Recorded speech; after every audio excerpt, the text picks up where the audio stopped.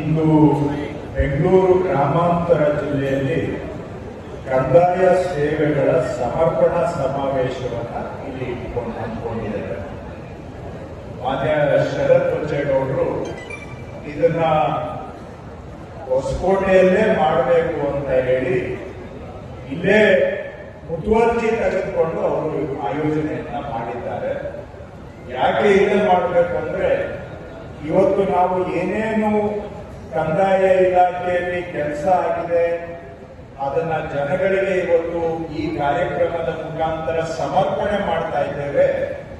ಆ ಎಲ್ಲಾ ಕಾರ್ಯಕ್ರಮಗಳಲ್ಲೂ ಬಹಳ ಮುತುವರ್ಜಿ ತಗೊಂಡು ನಮ್ಮ ಕ್ಷೇತ್ರದ ಜನಗಳಿಗೆ ಈ ಕೆಲಸ ಆಗಬೇಕು, ಅವರ ಮನೆ ಬಾಗಿಲಿಗೆ ಹೋಗಿ ನಾವು ಕೆಲಸ ಮಾಡಿಕೊಡ್ಬೇಕು ಅಂತ ಅತಿ ಹೆಚ್ಚು ಆಸಕ್ತಿ ತಗೊಂಡು ಯಶಸ್ವಿಯಾಗಿ ಮಾಡಿದಂತಹದ್ದು ಶರತ್ ಬಚ್ಚೇಗೌಡರು. ಹಾಗಾಗಿ ಅವರು ಗ್ರೌಂಡ್ ಲೆವೆಲ್ ಅಲ್ಲಿ ಕೆಲಸ ಮಾಡಿದ್ದೀವಿ, ಸಮರ್ಪಣಾ ಸಮಾವೇಶನೂ ಕೂಡ ಹೊಸಕೋಟೆಯಲ್ಲೇ ಆಗಬೇಕು ಅಂತ ಕಾರ್ಯಕ್ರಮಕ್ಕೂ ಬಹಳ ಮುತುವರ್ಜಿ ತಗೊಂಡು ಇದನ್ನ ಆಯೋಜನೆ ಮಾಡಿದ್ದಾರೆ. ಜನ ನೆಮ್ಮದಿಯಾಗಿ ಬದುಕೋದಕ್ಕೆ ಕೆಲಸ ಮಾಡಿ ಅಂತ ನಮ್ಮನ್ನ ಸರ್ಕಾರ ಆಯ್ಕೆ ಮಾಡೋದು.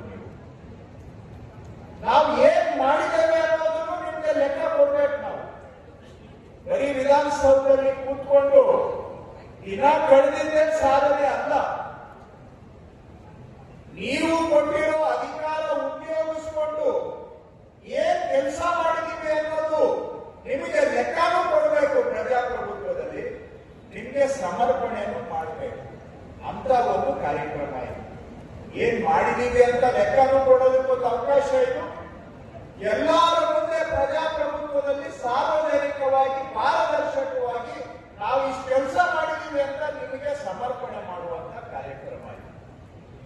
ವಿಷಯಕ್ಕೆ ಬರೋದಾದ್ರೆ ಏನ್ ಮಾಡಿದೀರಾ ನೀವು ಅಂತ ಕೇಳ್ಕೊಂಡು ಈಗ ಎಲ್ಲರೂ ಮಾತನಾಡಿದ್ರು. ಇಂದಿರಾ ಗಾಂಧಿ ಅವರು ದೇವರಾಜ ಅರಸು ಇದ್ದಾಗ ಸುಮಾರು ಜನ ರೈತರಿಗೆ ಜಮೀನುಗಳನ್ನ ಮಂಜೂರು ಮಾಡಿದ್ರು. ಅದಕ್ಕೆ ಹಿಂದೆನೂ ಕೂಡ ದರಖಾಸ್ತಲ್ಲಿ ಮಂಜೂರಾಗಿತ್ತು. ಆದ್ರೆ ಅವ್ರಿಗೆ ಮಂಜೂರಾತಿ ದಾಖಲೆ ಇದ್ರೂ ಸಹ ಪಕ್ಕ ಅವರಿಗೆ ಸರ್ವೆ ಆಗಿಲ್ಲ, ಸ್ಕೆಚ್ ಆಗಿಲ್ಲ, ಓಡಿ ಆಗಿಲ್ಲ, ಅವ್ರ ಹೆಸರಿಗೆ ಸಪರೇಟ್ ಆಗಿ RTC ಬಂದಿಲ್ಲ, ಮಕ್ಕಳಿಗೆ ವಿಭಾಗ ಮಾಡಕ್ಕಾಗಲ್ಲ, ಬೇರೆಯವರಿಗೆ ಕ್ರಯ ಮಾಡಕ್ಕಾಗಲ್ಲ, ನ್ಯಾಷನಲ್ ಬ್ಯಾಂಕ್ ಅಲ್ಲಿ ಹೋದ್ರೆ ಸಾಲನೂ ಕೊಡೋದಿಲ್ಲ.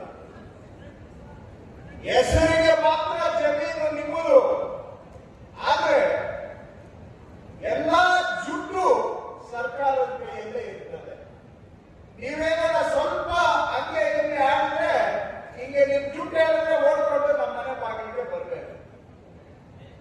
ಈ ತರಹ 16 ವರ್ಷಗಳಿಂದ ಈ ಜನ ದರಖಾಸ್ತಲ್ಲಿ ಮಂಜೂರಾಗಿರೋ ಜಮೀನುಗಳ ರೈತರು ಬದುಕೊಂಡು ಬಂದಿದ್ದಾರೆ.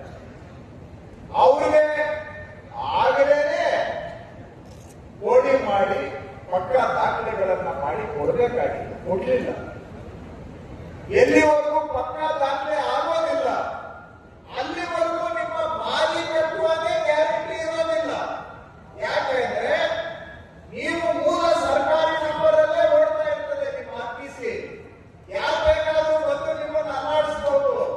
ಪಕ್ಕದಲ್ಲಿ ಇನ್ನೊಬ್ಬ ನಕಲಿ ದಾಖಲೆ ಸೃಷ್ಟಿ ಮಾಡಿಬಿಟ್ಟು ಒಂದಷ್ಟು ತಾಕತ್ತಾಗಿರೋರನ್ನ ಕರ್ಕೊಂಡ್ಬಂದು 30 ವರ್ಷ ನೀವು ಸಾಧನೆ ಮಾಡ್ತಾ ಇದ್ರು ನಿಮ್ಮನ್ನ ಪಟ್ಟಿಗೆ ಸರಿಸಿ ಅವರು ಅದನ್ನ ವಶಕ್ಕೆ ತಗೊಳ್ಬಹುದು. ಮೂಲ ಮಂಜೂರಾದವರು ಸತ್ತೋಗಿ ಇವತ್ತು 3ನೇ ತಲೆಮಾರಿನವರಿದ್ದಾರೆ. ಆದ್ರೆ ಅವರಿಗೆ ಖಾತೆ ಬದಲಾವಣೆ ಆಗಿಲ್ಲ. ಯಾಕೆಂದ್ರೆ ಗೋಡಿ ಆಗಿಲ್ಲ, ವಿಭಾಗ ಮಾಡಕ್ಕಾಗಲ್ಲ, ಮಕ್ಕಳಿಗೆ ಭಾಗ ಕೊಡಕ್ಕಾಗಲ್ಲ, ದಯ ಮಾಡಕ್ಕೂ ಆಗಲ್ಲ. ಹೆಸರಿಗೆ ಜಮೀನು ನಿಮ್ಮದು, ಆದ್ರೆ ಆ ಮಾಲೀಕತ್ವಕ್ಕೆ ಗ್ಯಾರಂಟಿ ಇರ್ತಾ ಇರಲಿಲ್ಲ. ಇವನ್ನ ಕಾಲ ಕಾಲಕ್ಕೆ ಸರ್ಕಾರ ಗೋಡಿ ಮಾಡಿ ಕೊಡಬೇಕಾಗಿತ್ತು. ಆದ್ರೆ ಮಂಜೂರಿ ಮಾಡುವಾಗ ತೋರಿಸಿದಂತ ಆಸಕ್ತಿ ಗೋಡಿ ಮಾಡೋದ್ರ ಕಡೆಗೆ ಯಾರು ಆಸಕ್ತಿ ತೋರಿಸಲಿಲ್ಲ. ಹೊಸಕೋಟೆ, ದೇವನಹಳ್ಳಿ, ದೊಡ್ಡಬಳ್ಳಾಪುರ ಈ ಕಡೆ ನನಗೆ ಪರಿಚಯ ಇರೋ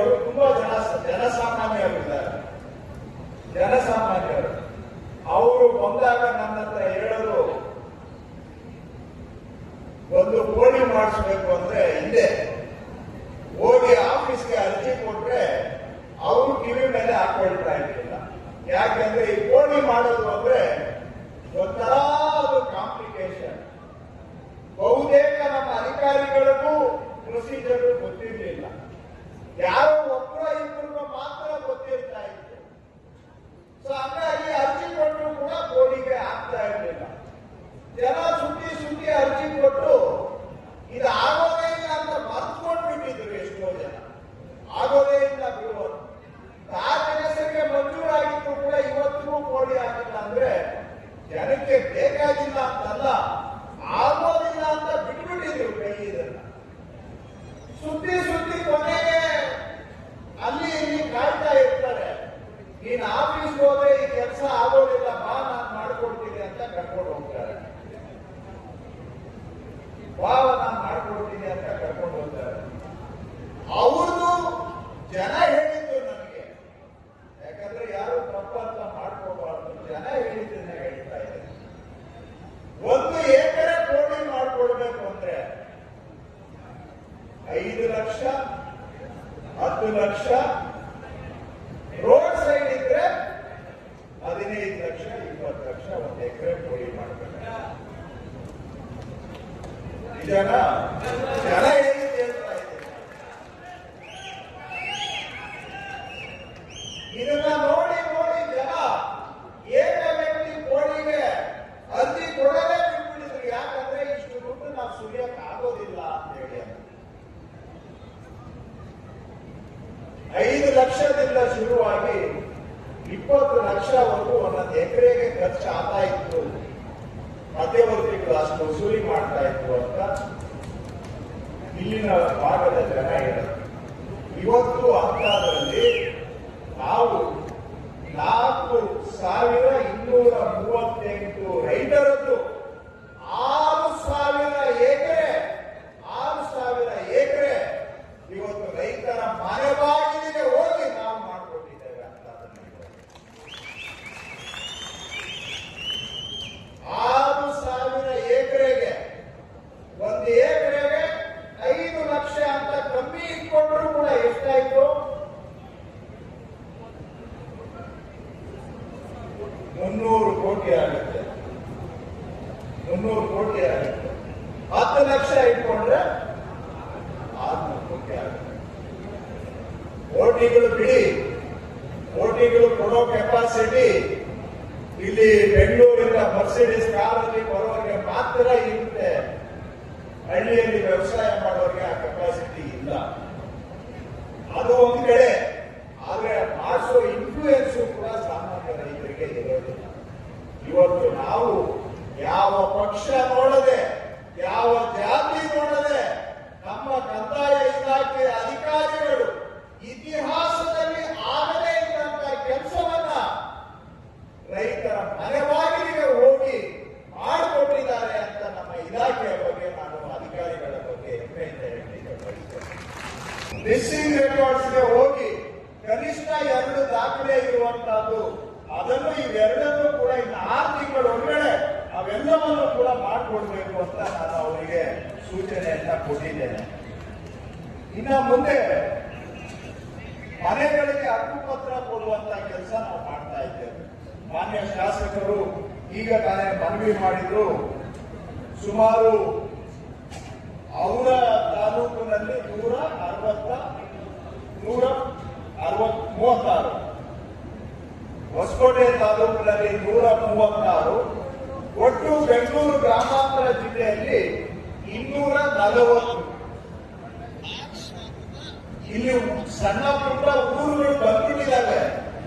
ಕೆಲವು ಗೌರ್ಮೆಂಟ್ ಲ್ಯಾಂಡ್ ಅಲ್ಲಿ ಇದಾವೆ, ಕೆಲವು ಪ್ರೈವೇಟ್ ಲ್ಯಾಂಡ್ ಅಲ್ಲಿ ಇದಾವೆ. ಆದರೆ ಅವರಿಗೆ ಮನೆಗೆ ದಾಖಲೆ ಇಲ್ಲ,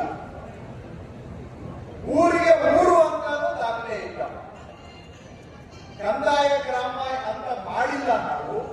ಹಾಗಾಗಿ ಮನೆಗಳಿಗೆ ಹಕ್ಕುಪತ್ರಗಳು ಕೂಡ ಇಲ್ಲ.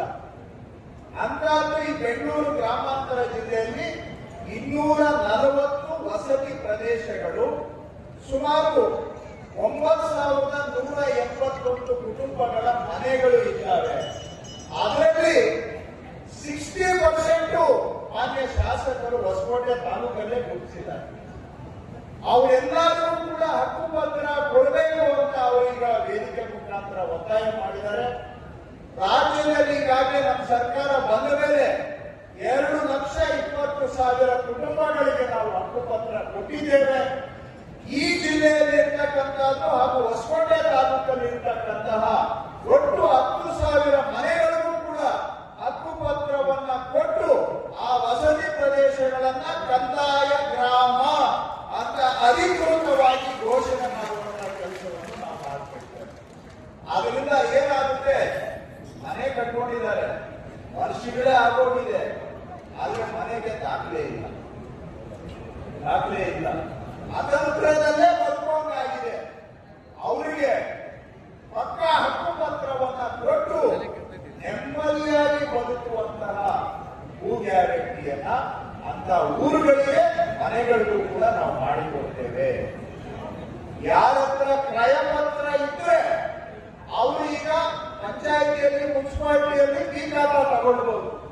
ಕ್ರಯಪತ್ರ ಇರೋರು, ಕ್ರಯಪತ್ರ ಇದ್ರೆ ನಮ್ಮ ಸರ್ಕಾರ ಒಂದು ಬಾರಿ ಅಕ್ರಮ ಸಕ್ರಮ ಅಂತೇಳಿ ಯಾರ್ಯಾರು ಅನಾಥರೈಸ್ ಲೇಔಟ್ಗಳು ಮಾಡಿ ಮನೆ ಕಟ್ಕೊಂಡಿದ್ದಾರೆ, ಕ್ರಯಪತ್ರದ ಮುಖಾಂತರ ಖರೀದಿ ಮಾಡಿದ್ದಾರೆ, ಅವರೆಲ್ಲರಿಗೂ ಈಗ ಬಿ ಖಾತಾ ಕೊಡ್ತಾ ಇದ್ದೇವೆ. ನಾವು ಬಿ ಖಾತಾ ಇಂದ ನೆಕ್ಸ್ಟ್ ಅದನ್ನ ಎ ಖಾತಾಗೆ ಪರಿವರ್ತನೆ ಮಾಡ್ಕೊಳ್ಳಕ್ಕೂ ಕಾನೂನಲ್ಲಿ ಅವಕಾಶ ಮಾಡಿಕೊಟ್ಟಿದ್ದೇವೆ. ಅಲ್ಲಿಗೆ ಅವರು ನೆಮ್ಮದಿಯಾಗಿ ಬದುಕೋದಕ್ಕೆ ಒನ್ ಟೈಮ್ ಸೆಟಲ್ಮೆಂಟ್ ಮಾಡ್ತಾ ಇದ್ದೇವೆ. ಇನ್ನು ಉಳಿಯೋದು ಯಾರು, ಯಾರ ಹತ್ರ ಕ್ರಯಪತ್ರ ಇಲ್ಲ ಅವರು ಉಳಿದು ಹೋಗ್ತಾರೆ. ನಾನು ನಮ್ಮ ಅಧಿಕಾರಿಗಳಿಗೆ ಹೇಳಿದ್ದೇನೆ, ಆ ತರದವ್ರು ಯಾರ್ಯಾರಿದ್ದಾರೆ ಮಾರ್ಚ್ 16ನೇ ತಾರೀಕು ಒಳಗಡೆ ನನಗೆ ಪಟ್ಟಿ ಕೊಡಬೇಕು. ಅದಾದ್ಮೇಲೆ ಸೆನ್ಸಸ್ ಮುಗಿದ ತಕ್ಷಣ ಅವರೆಲ್ಲರಿಗೂ ಹಕ್ಕುಪತ್ರ ಕೊಡುವಂತ ಕೆಲಸ ನಾವು ಮಾಡಿಕೊಡ್ತೇವೆ. ನಿಮ್ಮ ತಾಲೂಕನ್ನು ಜನ ಸೇರಿ ಇನ್ನು ಇವತ್ತು ಈ ತಾಲೂಕಿನಲ್ಲಿ ಸುಮಾರು 14,000 ಪೌತಿ ಖಾತೆಗಳನ್ನ ನಾವು ಬಂದ ಮೇಲೆ ಮಾಡಿಕೊಟ್ಟಿದ್ದೇವೆ. ನಮ್ಮ ಸರ್ಕಾರ ಬಂದ ಮೇಲೆ ಅದೇ ಹಿಂದೆ 5 ವರ್ಷದಲ್ಲಿ ಎಷ್ಟಾಗಿದೆ ಅಂದ್ರೆ 2,863 ಪೌತಿ ಖಾತೆ ಆಗಿದೆ.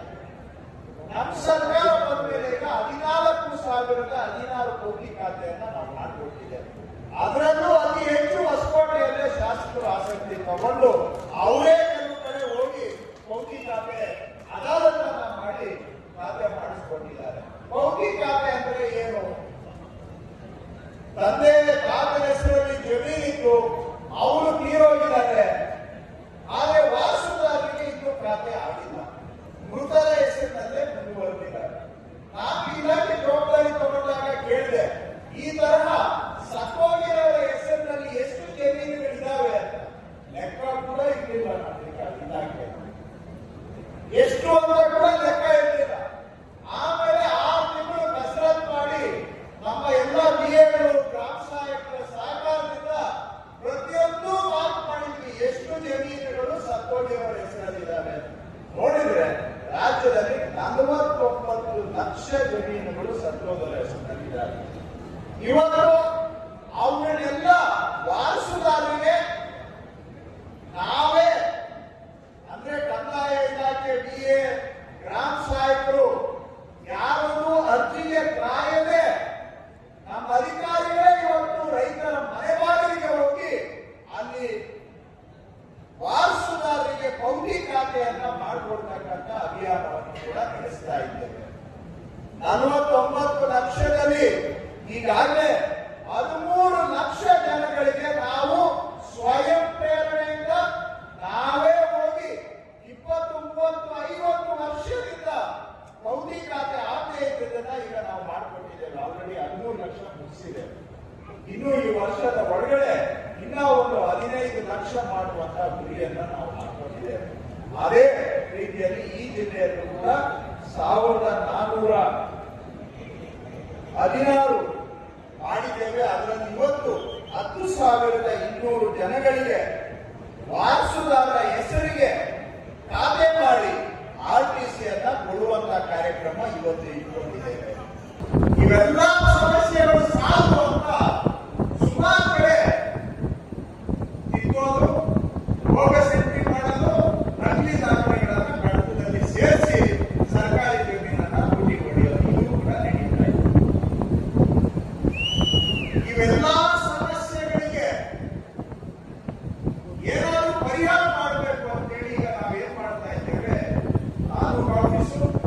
AC office